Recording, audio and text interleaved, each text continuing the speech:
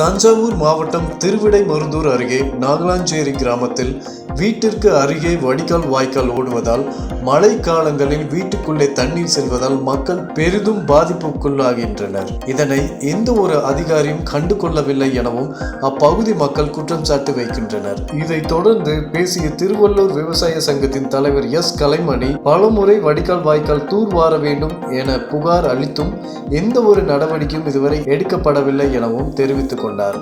நெய்க்குப்பை அருகே அபிராமிபுரம் கிராமத்தில் அரசு மருத்துவமனை புதிதாக ஒன்று கட்டப்பட்டுள்ளது.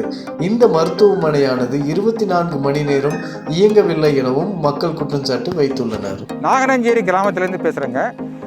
அதாவதுங்க, தமிழக அரசு இந்த கொரோனா காலத்தில் போர்க்கால அடிப்படையில் முதலமைச்சர் மக்களை காப்பாற்றினாருக்கு.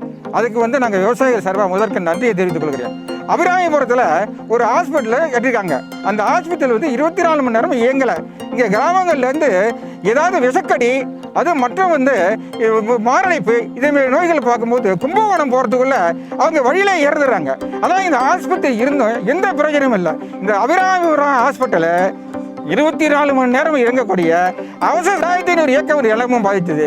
இந்த நாகலாஞ்சேரி, நான் நிற்கக்கூடிய நாகலாஞ்சேரி கிராமம் முற்றிலும் மூழ்கி போய் இந்த மக்களுக்கெல்லாம் உயிருக்கு ஆபத்தான நிலை ஏற்பட்டுச்சு. அப்படி இருந்தும் இந்த வருஷம் இந்த ஓடையை தூர்வாரன்னு சொன்னாங்க. இந்த வருஷமும் அந்த ஓடையை தூர்வாரல.